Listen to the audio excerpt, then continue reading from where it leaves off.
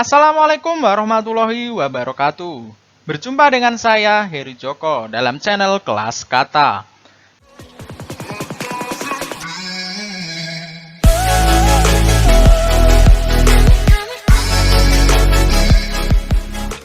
Pada kali ini, saya akan membahas kisi-kisi ketiga, yaitu simpulan teks atau paragraf, dalam tes wawasan kebangsaan TWK materi Bahasa Indonesia dalam SKD. Sebelum saya masuk ke pembahasan, kiranya teman berkenan memberikan dukungan kepada channel Kelas Kata dengan ikuti channel ini. Kisi-kisi yang ketiga yaitu membuat simpulan dari paragraf atau teks. Ada 4 teknik membuat simpulan. Yang pertama adalah dengan menuliskan secara langsung.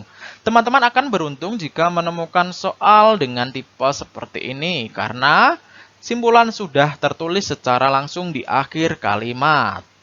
Soal seperti ini biasanya muncul ketika teman menemukan paragraf yang berupa paragraf induktif, yaitu paragraf yang kalimat utamanya ada di akhir.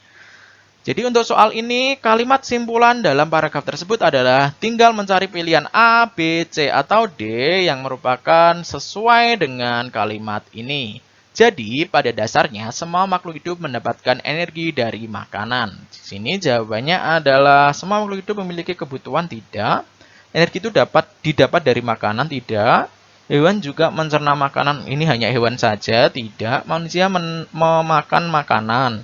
Ini hanya manusia saja, jadi tidak. Jadi ini, semua makhluk hidup mendapatkan energi dari makanan. Jadi jawabannya adalah E.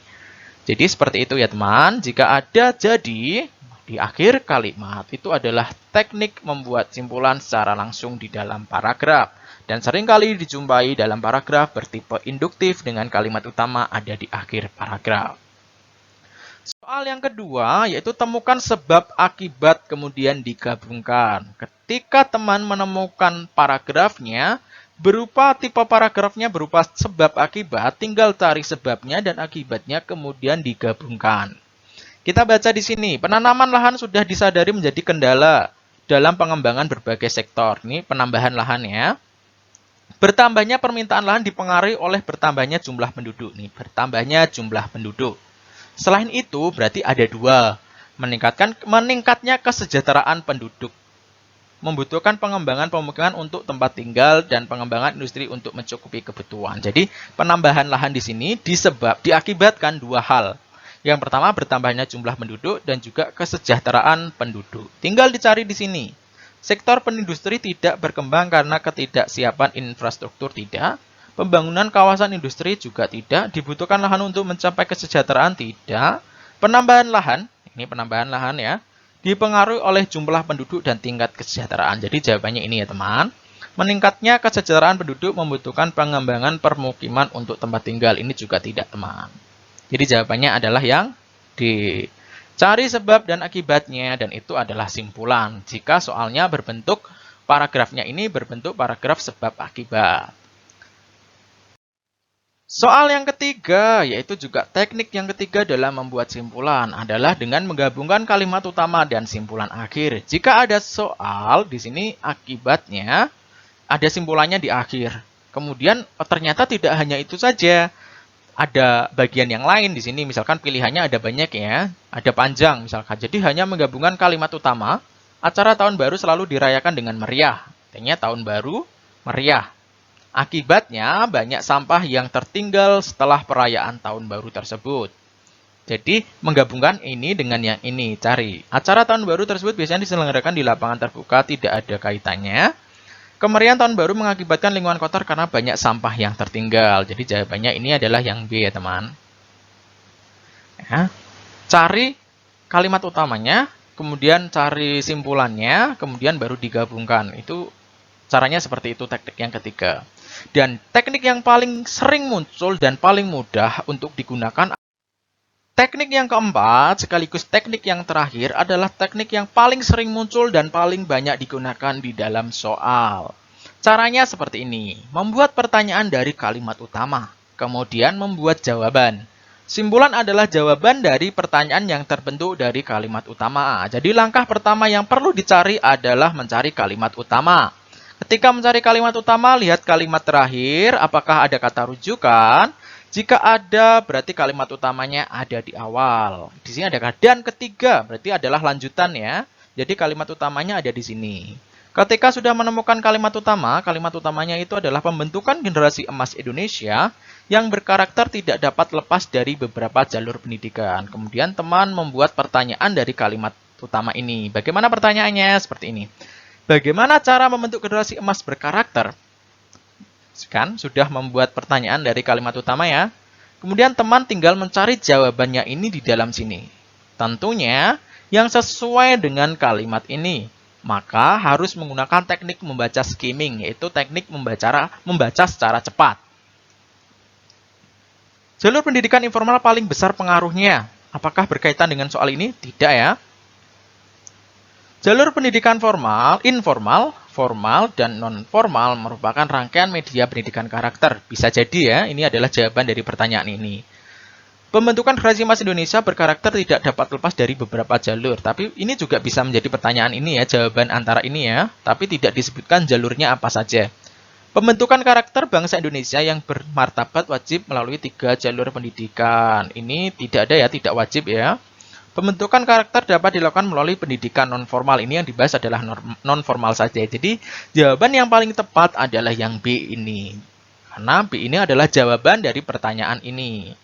Seperti itu teman. Tadi teknik yang keempat adalah dengan membuat pertanyaan dari kalimat utama. Ketika mencari kalimat utama, baca kalimat terakhir, apakah itu ada rujukannya enggak atau sesuatu hal yang menambahkan enggak? Kalau iya, berarti kalimat utamanya ada di depan. Seperti itu teman. Itu tadi penjelasan keempat teknik membuat simpulan dari suatu paragraf, beserta cara mengerjakan soalnya. Agar lebih memahami, berikut simpulan materi yang saya sampaikan.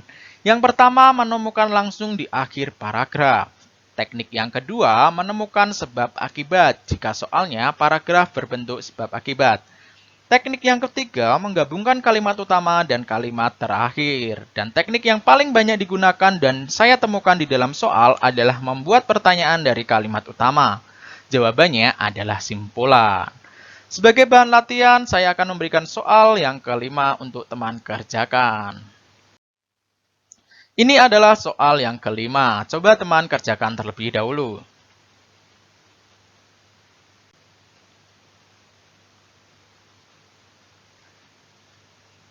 Baik, sudah ketemukah jawabannya? Nah, cara mengerjakannya seperti ini. Kita akan menggunakan teknik yang keberapa. Lihat, apakah ada simpulan di akhir? Jika tidak ada, maka tidak menggunakan teknik yang pertama. Yang berikutnya, apakah paragraf ini berupa paragraf sebab akibat? Tidak juga, karena di sini berkaitan dengan suatu benda ya. Jadi bukan suatu peristiwa, jadi di sini tidak paragraf sebab akibat. Maka kita gunakan teknik yang keempat, yaitu membuat pertanyaan dari kalimat utama.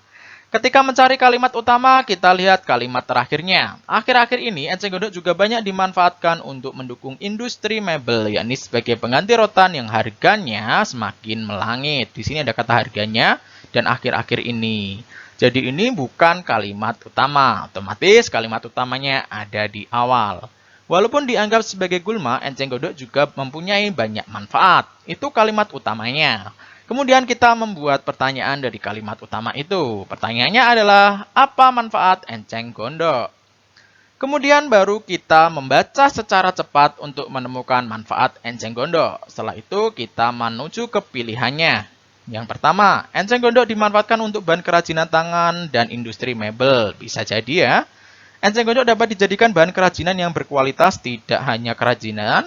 Eceng gondok sebagai pengganti rotan yang harganya semakin melangit. Tidak ada. Eceng gondok dibuat tas, kompor, sandal, keranjang, tatakan, gelas, dan tikar. Juga tidak. Eceng gondok juga banyak dimanfaatkan untuk mendukung industri. Di sini hanya industri saja. Jadi jawabannya adalah yang A. Apa manfaat eceng gondok? Eceng gondok dimanfaatkan untuk bahan kerajinan tangan dan industri mebel. Begitu teman-teman cara mengerjakan soal simpulan dan 4 tekniknya. Terima kasih telah bersedia menyimak video ini. Dan kiranya teman bersedia memberikan dukungan kepada channel Kelas Kata dengan ikuti channel ini. Dan klik tombol suka jika teman-teman suka pada video ini. Terima kasih. Wassalamualaikum warahmatullahi wabarakatuh. Zombie apocalypse.